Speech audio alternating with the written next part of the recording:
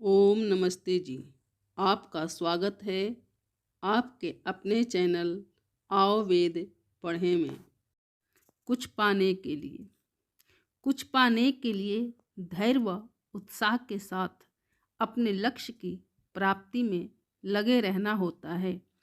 चिंतन की धारा सदा सुपथ की ओर प्रवाहित रहनी चाहिए।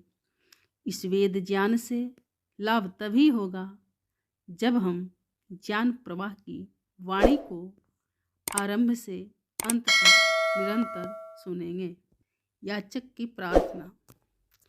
हे ज्ञानवान भगवन, हमको भी ज्ञान दे दो। प्रज्ञारितम भरासी बुद्धि का दान दे दो। हे ज्ञानवान भगवन, हमको भी ज्ञान दे दो। इस चैनल पर केवल आचार्य प्रदीप कुमार शास्त्री जी का ऑनलाइन व ऑफलाइन शास्त्रीय कक्षाओं के वैदिक व्याख्यान उपलब्ध होंगे। अपने चैनल पर आने वाले वीडियो की सूचना पाना चाहते हैं तो लाइक और सब्सक्राइब करें तथा घंटी के बटन को दबाएं, जिससे कि वीडियो अपलोड होते ही सबसे पहले सूचना पा सकें। वेद पढ़ें पढ़ाएं, सुने सुनाएं, वेद का संदेश घर घर पहुँचाएं। ऋषि ऋण को चुकाएं, अपना कर्तव्य निभाएं, जीवन सफल बनाएं।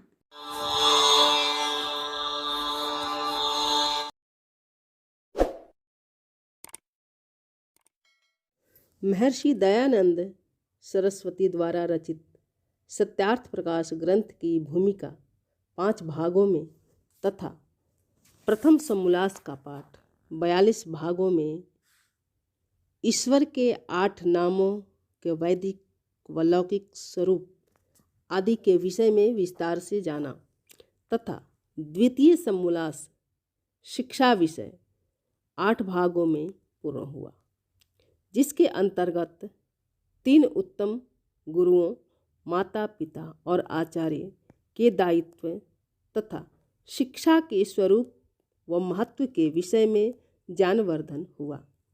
इस समोल्लास में हमने संतान का निर्माण, सुशील बनाने वाले पदार्थ, शिशु पालन, रोग प्रतिरोधक क्षमता, माता पिता का दायित्व, भूत प्रेत, शरीर में भूतों का आना, भूत भगाने के उपाय, जन्म पत्री क्या है, जन्म पत्री का शोक पत्र में बदल जाना, अतिथि आगमन से लाभ, संतानों को शिक्षा कौन दे, द्वेष के प्रकार, अभिमान स्वाभिमान, शिक्षा का व्यवहारिक पक्ष, माता पिता का धर्म आदि अनेक विषयों की विस्तृत जानकारी आचार्य प्रदीप जी ने बहुत ही सरल भाषा में दिया, समझाया।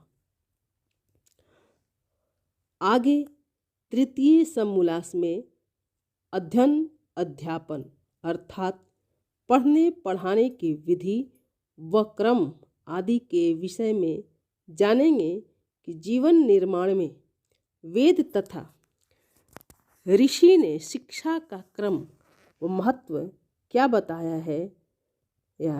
यदि आप भी जानना चाहते हैं तो जानने के लिए चैनल को सब्सक्राइब करें तथा वेदवाणी देववाणी का श्रवण करें। सबसे पहले पूर्व के वीडियो को देखने हेतु डिस्क्रिप्शन तथा प्लेलिस्ट देखें। ओम।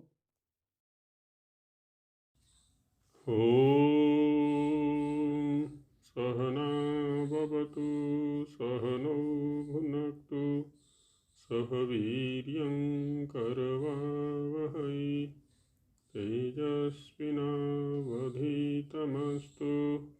मा विद्विषावहै। ओम शांति शांति शांति। कल हमने पंच महायज्ञ विधि के आधार पर ब्रह्म यज्ञ के अंतर्गत तच्चक्षुर्देवहितम मंत्र के अर्थ पर स्वामी जी के भाष्य पर विचार किया था, उसको समझने का प्रयास किया था। साथ ही गुरु मंत्र, गायत्री मंत्र अथवा सावित्री मंत्र के रूप में जो प्रसिद्ध है, उसका भी अर्थ स्वामी जी के भाष्य के अनुसार संस्कृत भाग के अनुसार समझने का प्रयास किया था। आज उसी का जो हिंदी भाग है उसको भी हृदयंगम करने का प्रयास करेंगे। स्वामी जी महाराज भाषार्थ के अंतर्गत कहते हैं, अथ गुरु मंत्रार्थ। अथ माने अब गुरु मंत्र, गायत्री मंत्र। गुरु मंत्र क्यों कहते हैं इसको, कल चर्चा की थी कि गृह सूत्रों में संस्कार विधि में जब बच्चे का उपनयन संस्कार आचार्य करता है और उसके बाद वेदारंभ संस्कार करता है, तो उसकी शिक्षा का जो आरंभ है, उसकी विद्या का जो आरंभ है, वो इसी मंत्र से होता है। सर्वप्रथम इसी मंत्र का उपदेश एक एक पद, एक एक चरण और संपूर्ण रूप से किया जाता है गुरु के द्वारा, इसलिए इसको गुरु मंत्र भी कहा जाता है। तो अर्थ में पहले ओम पद, उसके बाद महाव्याहृतियाँ और उसके बाद मंत्र। ओम भूर्भुवः स्वः। ओम पद का व्याख्यान करते हुए महाराज कहते हैं कि जो अकार, उकार और मकार के योग से, इन दोनों के सम्मेलन से, इन दोनों के योग से, मिलने से ओम यह अक्षर सिद्ध है। तो ओम शब्द जो है ये सिद्ध होता है। संस्कृत भाग में इसके लिए प्रमाण दे चुके हैं। सो यह परमेश्वर के सब नामों से उत्तम नाम है। जितने भी नाम परमेश्वर के लिए प्रयुक्त किए जाते हैं वेद, ब्राह्मण, उपनिषद विद्वानों के द्वारा, उन सभी नामों में ओम नाम सर्वोपरि है, सर्वोत्तम है। इसी के अंतर्गत सभी नामों के जो अर्थ हैं वो आ जाया करते हैं। सत्यार्थ प्रकाश के प्रथम समोल्लास में भी इस पर विस्तृत चर्चा की गई है।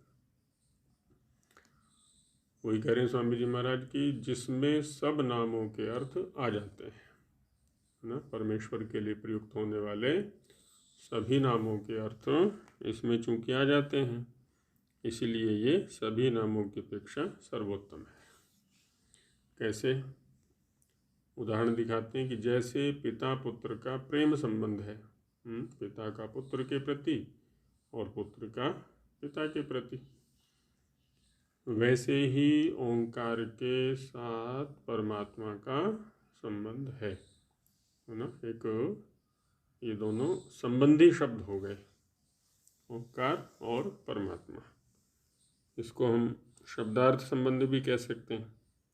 महाभाष्य में भी सिद्धे शब्दार्थ संबंधे करके प्रथम वार्तिक आया हुआ है कि शब्द, अर्थ और उनका जो संबंध है परस्पर वो नित्य है। जैसे यहाँ पर पिता के बिना पुत्र का अस्तित्व नहीं, पुत्र के बिना पिता का अस्तित्व नहीं, इन दोनों का जो संबंध है वह नित्य है। ठीक वैसे ही शब्द और अर्थ का जो संबंध है वो नित्य है। इस एक नाम से ईश्वर के सब नामों का बोध होता है, एक ही नाम उच्चारण करने से। कैसे दिखाते हैं आगे।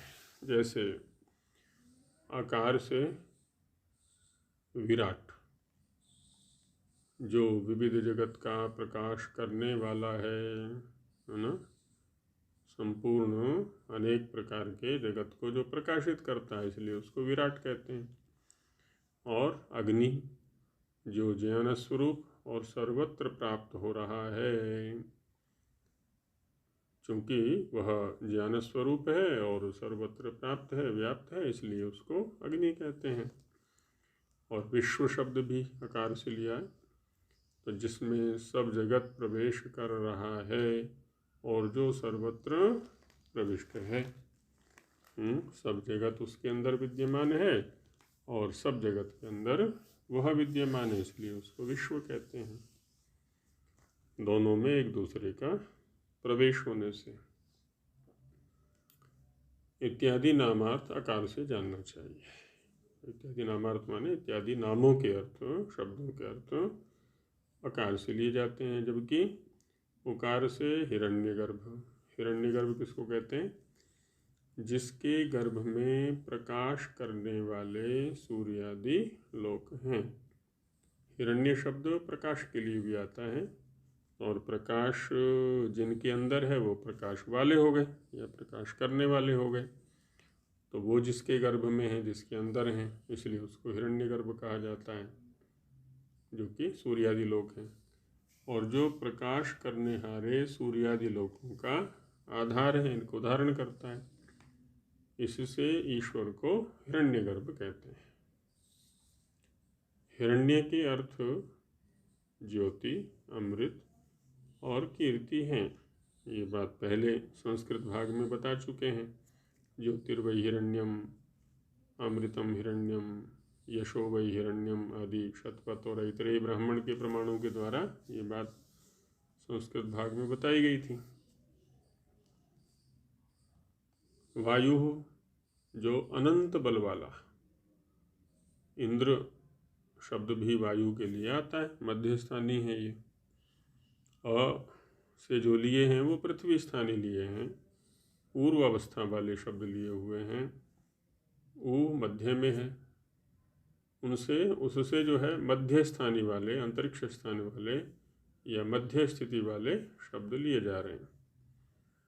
तो वायु जो अनंत बल वाला और सब जगत का धारण करने वाला है, संपूर्ण जगत को धारण करता है। तेजस, जो प्रकाश स्वरूप और सब जगत का प्रकाशक है, स्वयं प्रकाश स्वरूप है, इसलिए सबको प्रकाशित भी वही करता है। इत्यादि अर्थ उकार मात्रा से जानने चाहिए, है ना। उकार जो मात्रा है उससे ये अर्थ निकलते हैं। तथा मकार से ईश्वर, जो सब जगत का उत्पादक, सर्वशक्तिमान, स्वामी और न्यायकारी है ना। ये सब मकार से अर्थ गृहीत होते हैं। और आदित्य भी इसी में आता है, जो नाश रहित है ना। अदिति जो खंडित नहीं होता, नष्ट नहीं होता, उसकी जो संतान है उसका निरंतर बने रहना है, इसलिए उसको आदित्य कहते हैं। राज्य, जो ज्ञान स्वरूप और सर्वज्ञ है, प्रकर्षेण जानातीति प्रज्ञ प्रज्ञैव प्राज्ञ, ऐसा संस्कृत भाग में कह के आए थे। इत्यादि अर्थ मकार से समझ लेना। यह संक्षेप से ओंकार का अर्थ किया। ओम शब्द का अर्थ संक्षेप से, विस्तार से सत्यार्थ प्रकाश आदि ग्रंथों में और भी कहा हुआ है। अब संक्षेप से महाव्याहृतियों का अर्थ लिखते हैं। तो महाव्याहृतियों में भूरिति वै प्राणः, भू शब्द प्राणों के लिए आता है, इसलिए जो सब जगत के जीने का हेतु और प्राण से भी प्रिय है, इससे परमेश्वर का नाम भू है। संपूर्ण जगत के जीने का आधार, जीव प्राण धारणे, तो इसलिए कहा कि जीने का आधार है वो। और केवल जीने का आधार नहीं है, प्राणों से भी प्रिय है। जो आधार होता है उसको तो सब कोई सुरक्षित रखना चाहता है, आधे की अपेक्षा। भुवः इत्यपानः, भुवः शब्द अपान के लिए आता है। जो मुक्ति की इच्छा करने वालों मुमुक्षु, मुक्ति की इच्छा करने वाले माने मुमुक्षु, मुक्तों जो मुक्त हो चुके हैं, और अपने सेवक धर्मात्माओं को जो परमेश्वर की सेवा, उसके गुण कर्म स्वभावों को धारण करने वाले हैं, उसकी उपासना निरंतर करने वाले हैं, इसलिए वो धार्मिक है। तो उनको क्या करता है, सब दुखों से अलग करके सर्वदा सुख में रखता है, इसलिए वो अपान है। इसलिए परमेश्वर का नाम भुवा है या अपान है। स्वरिति वै व्यानः, स्वर कहते हैं व्यान को, स्व, जो सब जगत में व्यापक होके सबको नियम में रखता है, सर्वत्र व्यापक है इसलिए सबको नियंत्रण में रखता है, और सबके ठहरने का स्थान, सब कुछ तो उसी में आश्रित है, तथा सुख स्वरूप है। इससे परमेश्वर का नाम स्व है, इसलिए उसको स्व कहते हैं।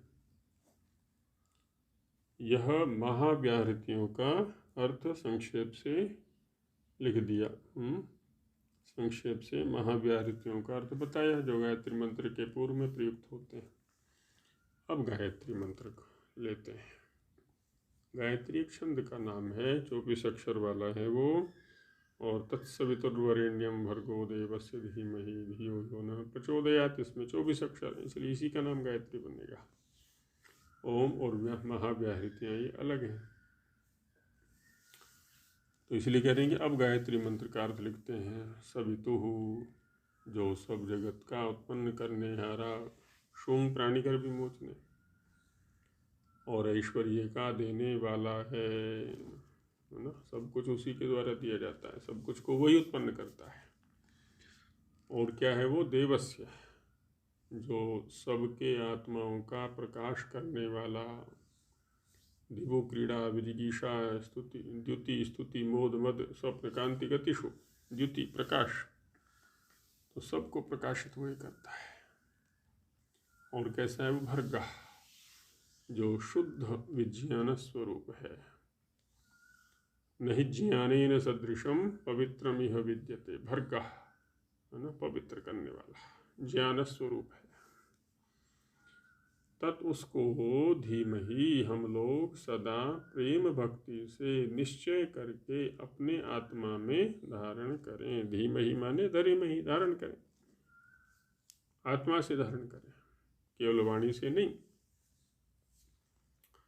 क्यों धारण करना है जी उसको, किस प्रयोजन के लिए, कि यह जो पूर्वोक्त सविता देव परमेश्वर है, जिसकी अभी पिछले शब्दों में चर्चा करके आए हैं, वह न हमारी धियः बुद्धियों को प्रचोदयात्, कृपा करके सब बुरे कामों से अलग करके सदा उत्तम कामों में प्रवृत्त करे। अब यहाँ तो प्रचोदयात् शब्द का प्रयोग है, और शुद्ध प्रेरणे धातु से प्रचोदयात् बनेगा। जो स्वामी जी ने ये अर्थ किया, सब बुरे कामों से अलग करके सदा उत्तम कामों में, ये तात्पर्य निकलता है। हम किससे प्रार्थना कर रहे हैं, किसको धारण कर रहे हैं, तो वह परमेश्वर जो सदा उत्तम काम करता है, अनुचित कार्य, बुरा कार्य उससे हो ही नहीं सकता, उसके स्वभाव में नहीं है। तो जो प्रेरणा देगा वो भी तो उत्तम कार्यों की ही देगा, बुरे कार्यों की प्रेरणा कैसे दे सकता है। तो तात्पर्य से ये निकल जाता है यहाँ पर। इसी बात को और आगे भावार्थ के रूप में कहते हैं, इसलिए सब लोगों को चाहिए, सभी को, क्योंकि प्रत्येक व्यक्ति जिसने भी मनुष्य शरीर को धारण किया है, उसका जो परम लक्ष्य है वो सुख की प्राप्ति ही है। तो क्या चाहिए कि सत्य चित आनंद स्वरूप, सत्स्वरूप है, चित स्वरूप है और आनंद स्वरूप है वो। ऐसे नित्य ज्ञानी, कभी भी अज्ञान नहीं आता उसमें, सदा ज्ञानी है वो। और नित्य मुक्त, कभी भी प्रकृति के बंधन में नहीं आता है, इसलिए वो बद्ध नहीं होता, जन्मादि ग्रहण नहीं करता, शरीरों को ग्रहण नहीं करता है, नित्य मुक्त है। इसलिए अजन्मा, कभी जन्म न ग्रहण करने वाला, निराकार। आकार तो सारे के सारे प्रकृति के अंतर्गत है ये, और ऐसा तो कोई आकार बना ही नहीं जो कि उसे अपने अंदर ले सके। सभी आकारों से वो परे है। सर्वशक्तिमान, कोई भी शक्ति ऐसी नहीं है जो उसके पास ना हो। सब कुछ जो अपने कार्य करने के हैं उनको वो स्वयं से करता है। अपने कार्यों को करने के लिए उसे किसी के सहाय की आवश्यकता नहीं है। जैसे हम तो एक दूसरे का सहाय चाहते हैं, छोटे छोटे कार्यों में भी कोई हमारा सहयोग कर दे, कोई हमारा कार्य कर दे, लेकिन वो अपने कार्यों को स्वयं से करता है। यही उसकी सर्वशक्तिमत्ता है। न्यायकारी है वो, न्याय करने का स्वभाव है उसका, अन्याय वो कर ही नहीं सकता। व्यापक, सर्वत्र विद्यमान है, कृपालु, कृपा करता है। सत्कर्म करेंगे तो हमें अच्छे फल देगा, सुख रूप फल देगा, तो ये कृपा है।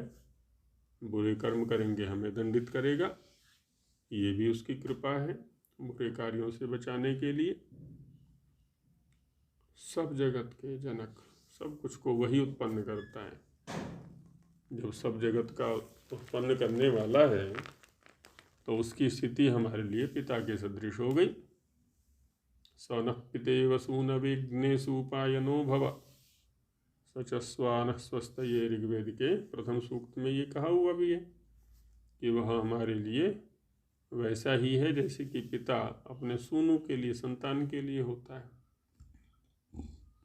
कभी भी हमारा अहित नहीं कर सकता, न सोच सकता वो। उसकी प्रत्येक व्यवस्था हमारे लिए सुखकारिणी है, कृपा स्वरूप है,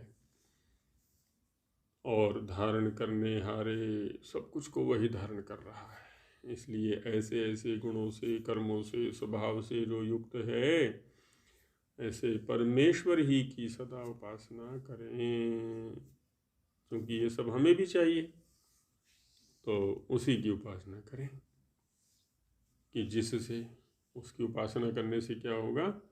धर्म, अर्थ, काम और मोक्ष, जो मनुष्य देह रूप वृक्ष के 4 फल हैं। ये जो मनुष्य शरीर हमें प्राप्त हुआ है, जैसे कोई वृक्ष आरोपित करते हैं, हम लगाते हैं, उस पर फल लगते हैं, जिस फल की दृष्टि से उसको लगाया जाता है। ठीक वैसे ही यह जो वृक्ष है, यह जो मनुष्य देह रूप वृक्ष है, इसका जो आरोपण किया है, इसको जो प्राप्त किया है, हमने इन 4 फलों की प्राप्ति के लिए किया है। इसलिए स्वामी जी महाराज इस शरीर के ये फल रूप बताते हैं। तो धर्म, अर्थ, काम, मोक्ष वे उसकी भक्ति और कृपा से सर्वथा सब मनुष्यों को प्राप्त हों, और केवल उसी की भक्ति से, उसी की उपासना से, उसी की कृपा से ये 4 फल प्राप्त हो सकते हैं। और कोई साधन उपाय ऐसा नहीं है। यह गायत्री मंत्र का अर्थ संक्षेप से हो चुका। तो अब तक आरंभ में भी गायत्री मंत्र था, और यहाँ अंत में भी गायत्री मंत्र है, मध्य में और क्रियाएं हुई शुद्धिकरण की। चित्त की शुद्धि कैसे करें, उस परमेश्वर की व्यापकता को कैसे स्वीकार करें, उसके कर्मों को कैसे देखें, तो ये सारा का सारा संध्या के अंदर, ब्रह्म यज्ञ के अंदर चिंतन यहाँ पर किया गया मंत्रों के माध्यम से। स्वामी जी महाराज इसकी नित्य कर्तव्यता की ओर संकेत करते हैं कि इस प्रकार प्रतिदिन प्रातः सायं दोनों कालों में एकांत देश में जाकर शांत और एकाग्र होकर परमेश्वर का ध्यान करें ना। प्रतिदिन प्रातः काल भी और सायंकाल भी। दिन में तो हम सांसारिक कार्यों में लगे रहते हैं, तो प्रातःकाल और सायंकाल ऐसा है जबकि हम अकेले हो सकते हैं। तो उस समय एकांत में किसी प्रकार का कोई विघ्न बाह्य जहाँ न हो, इसलिए शांत होना चाहिए। तो चित्त को एकाग्र करके एक वह अकेला ही अग्र माने प्रधान है, जिसके लिए वह परमेश्वर ही उस समय हमारे लिए प्रधान होना चाहिए। बाकी कालों में तो और क्रियाओं को भी हम प्रधानता दे देते हैं। तो ऐसे हो करके परमेश्वर का ध्यान करें, उसका चिंतन करें, उसके गुण कर्म स्वभावों को जब हम सोचेंगे, चिंतन करेंगे तो अपने अंदर धारण भी करने का प्रयास किया जाएगा, जब उनका महत्व हमारे समझ में आएगा। और जब उसका स्वरूप हमारे सामने स्पष्ट होगा, अनावृत होगा, तो निश्चित रूप से उसके प्रति समर्पण की भावना हमारे अंदर आएगी। इसलिए उसके बाद अथ समर्पणम, अब उस परमेश्वर के प्रति समर्पण कैसे करना है। तो हे ईश्वर दया निधि, दया के निधि खजाना, भवत कृपया, आपकी कृपा से, अनेन जपोपासनादि कर्मणा, इस जप उपासना आदि जो कर्म हमारे द्वारा किया जा रहा है, इसके द्वारा धर्म अर्थ काम मोक्ष, पीछे भी क्या है कि ये मनुष्य शरीर के ये फल हैं, तो इनकी सद्यः सिद्धिर्भवेन्न, शीघ्र ही हमें उपलब्धि होवे।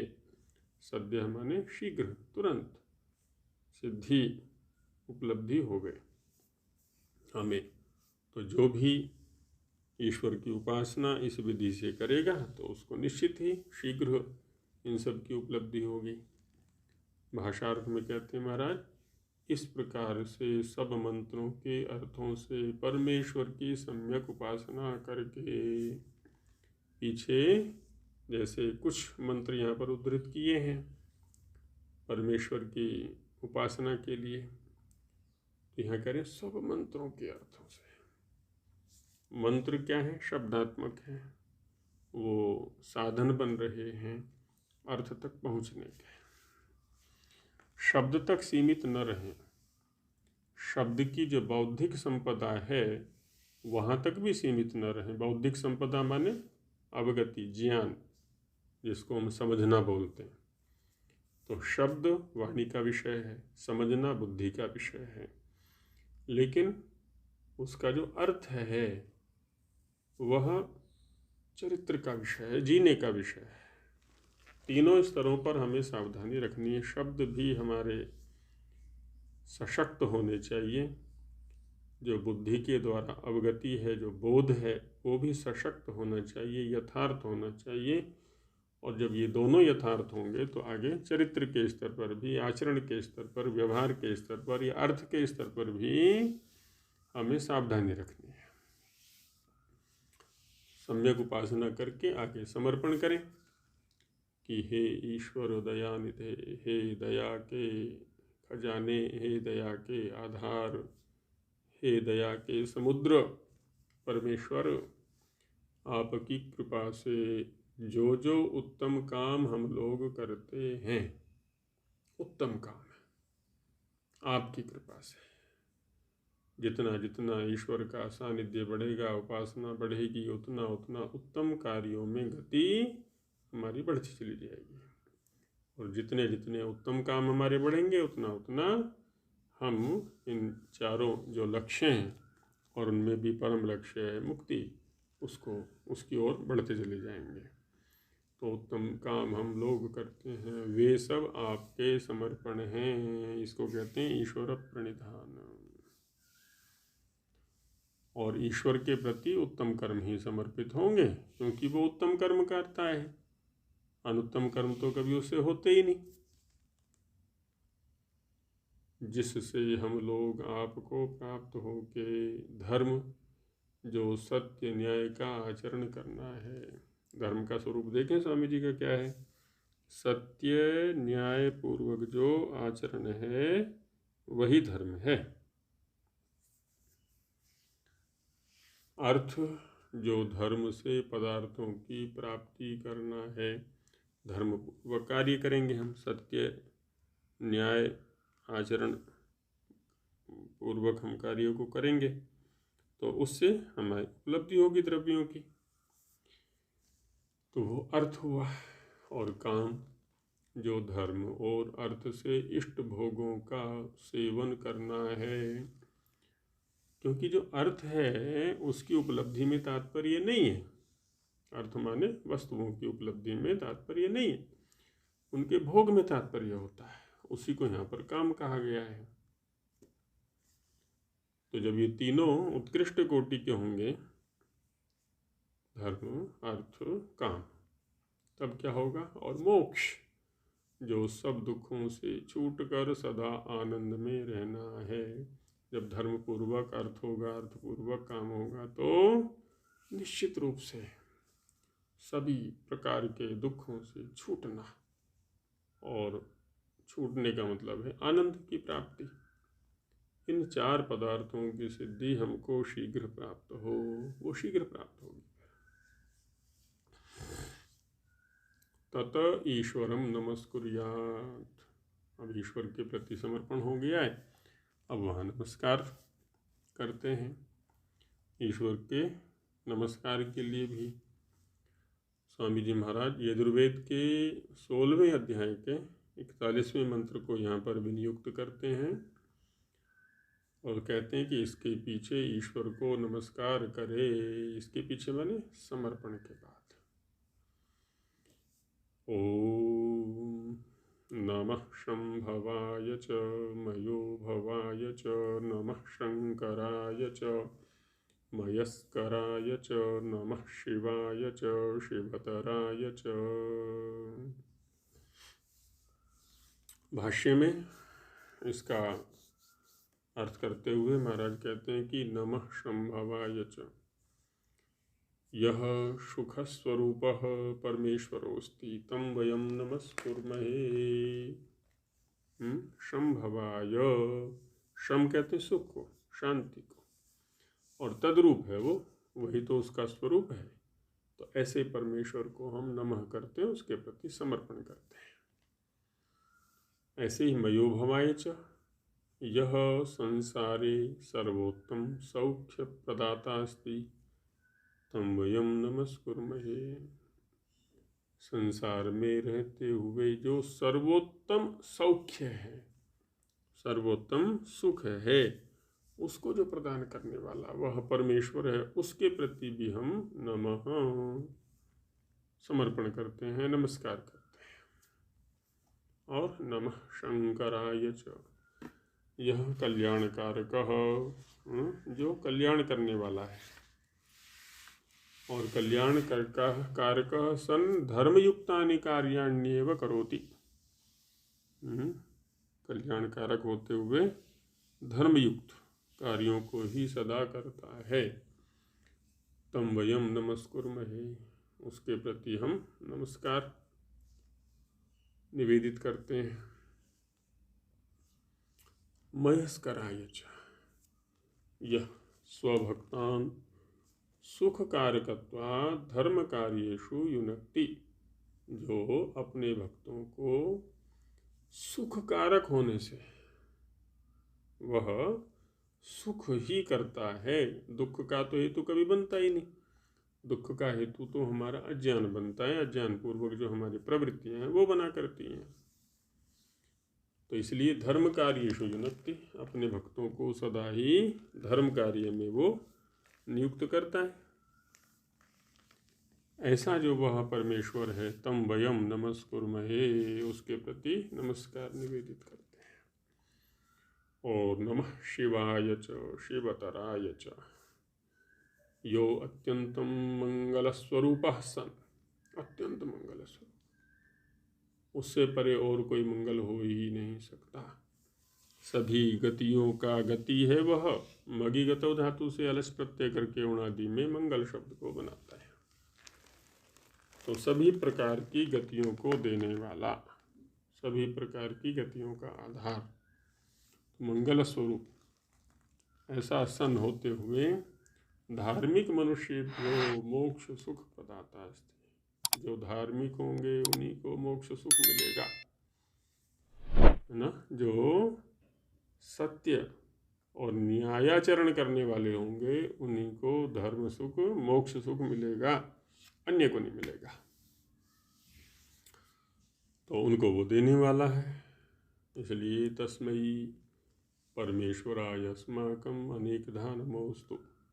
अब यहाँ जो विशेषण भक्त के लिए दिए हुए हैं, इन पर हमें विशेष ध्यान देने की आवश्यकता है कि जब हम ऐसे ऐसे आचरणों से युक्त होंगे, ऐसा ऐसा व्यवहार हमारा होगा, तभी हम मोक्ष सुख के अधिकारी बन सकते हैं।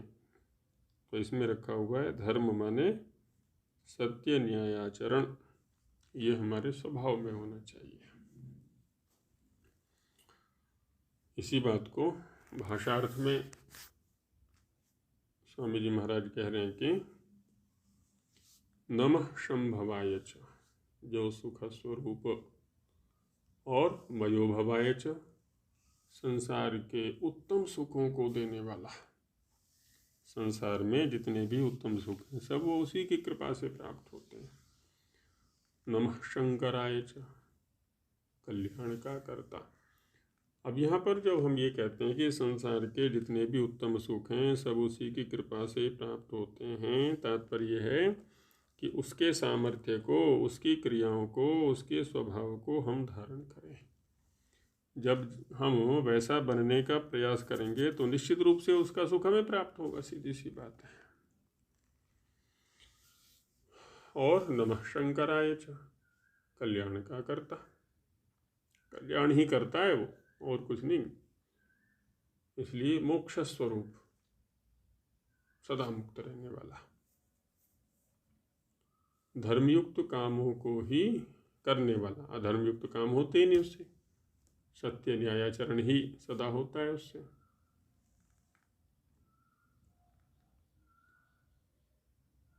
और मयस्कराय च, अपने भक्तों को सुख का देने वाला। मयः भी शब्द सुख के लिए आता है। और धर्म कामों में युक्त करने वाला। जितना जितना हम ईश्वर के सानिध्य को प्राप्त करेंगे उतना उतना धर्मयुक्त कामों में हमारी गति होती चलेगी, और उतना उतना हम सुख को उपलब्ध करने के अधिकारी बनते रहेंगे। नमः शिवाय च, शिवतराय च, अत्यंत मंगल स्वरूप और धार्मिक मनुष्यों को मोक्ष सुख देने आ रहा है। बार बार इस पद का प्रयोग कर रहे हैं स्वामी जी महाराज कि धार्मिक ही मोक्ष सुख का अधिकारी है, दूसरा व्यक्ति नहीं बन सकता। शब्द ज्ञान कितना है ये एक अलग पक्ष है। अर्थ ज्ञान कितना है, क्योंकि शब्द ज्ञान का संबंध वाणी तक हो गया।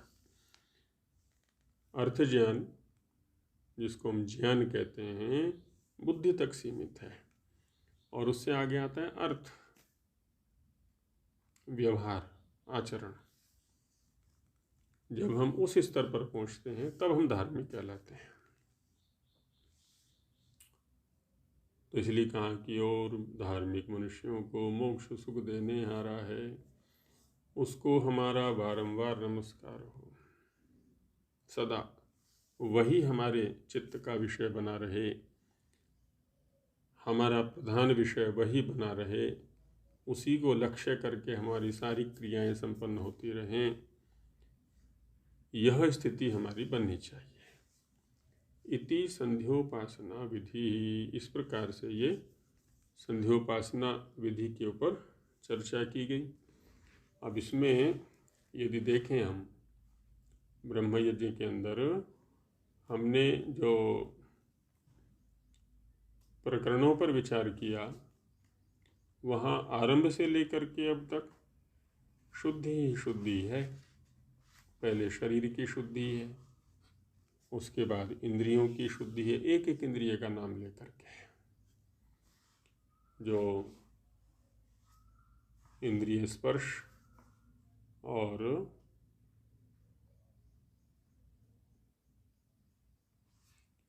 मार्जन मंत्रों के अंदर हमने देखा किस किस इंद्रिय में किस किस निमित्त से क्या क्या शक्ति आनी चाहिए या आ सकती है। प्राणायाम उसके बाद हमने किया, वह भी शोधन का ही साधन है, एकाग्रता का साधन है, ज्ञान का साधन है, अज्ञान की निवृत्ति का साधन है। ईश्वर की क्रियाओं पर चिंतन किया अघमर्षण मंत्रों के अंदर कि क्या क्या करता है, कैसे वो लोक लोकांतरों को उत्पन्न करता है, और ये क्रिया उसकी सदा की है, सदा चलने वाली है, कभी विश्राम नहीं लेता है वो। उसकी व्यापकता पर चिंतन किया कि सभी दिशाओं में कैसे वो व्यापक होकर के किन किन कार्यों को कर रहा है। उपस्थान मंत्रों के अंदर उसकी सामीप्य को अनुभूत करने का मंत्रों के माध्यम से प्रयास किया गया, और फिर तच्चक्षुर्देवहितम आदि मंत्रों में भी अपने प्रधान कर्म को निर्दिष्ट किया गया कि हम देखें, सुने, जिएं, बोलें, अधीन होकर के रहें उसी परमेश्वर के प्रति। तो 100 से भी ऊपर वर्षों तक हम जा सकते हैं। पुनः गायत्री मंत्र और समर्पण मंत्र, और उसके बाद ये नमस्कार मंत्र। तो इस प्रकार से ये संध्या अथवा ब्रह्मयज्ञ की विधि पूरी हो जाती है। ये नित्य कर्म है। नित्य कर्म से तात्पर्य होता है जिसमें कभी कोई नागा नहीं होता, लंघन नहीं होता। जैसे भोजन आदि नित्य कर्म है, उसी प्रकार से संध्या वंदन ये नित्य कर्म है हमारा, प्रतिदिन नियम से दोनों समय करने योग्य कर्म है। इसमें किसी भी प्रकार का लंघन नहीं होना चाहिए। जैसे हम बाह्य शुद्धि के लिए स्नान करते हैं, शरीर के पोषण के लिए भोजन या और पौष्टिक पदार्थों का ग्रहण करते हैं, उसी प्रकार से अंतःकरण की शुद्धि के लिए, अंतःकरण को शक्तिशाली बनाने के लिए, आत्मा को शक्तिशाली बनाने के लिए नित्य प्रति ये संध्या वंदन जो कर्म है ये भी आवश्यक है। परमेश्वर के सानिध्य की अनुभूति, उसके गुण कर्म स्वभावों को धारण करने का प्रयास प्रतिदिन हमें करते रहना है, क्योंकि कुछ न करते हुए भी हमारे अंदर अनेक प्रकार के दोष मल आते रहते हैं। विचारों के स्तर पर, वाणी के स्तर पर, प्रत्येक इंद्रिय के स्तर पर, चाहे वो बाह्य इंद्रिय है चाहे आंतर इंद्रिय है, अल्पज्ञ अल्प सामर्थ्य होने के कारण उनके द्वारा दोष निरंतर होते रहते हैं। तो उनके परिमार्जन के लिए, दोषों को दूर करने के लिए ये संध्या वंदन आदि जो कार्य है नियत रूप में, नियमित रूप में हमें करता रहना है। इसमें किसी प्रकार का लंघन हमारी ओर से नहीं होना चाहिए। तो आज इस कक्षा को यहीं विराम देते हैं। आगे देवयज्ञ जो अग्निहोत्र है उसके ऊपर चर्चा चलेगी। ओम सहना भवतु सहनौ भुनक्तु सह वीर्यं करवावहै तेजस्विनावधीतमस्तु मा विद्विषावहै। ओम शांति शांति शांति। सर्वेभ्यो नमः।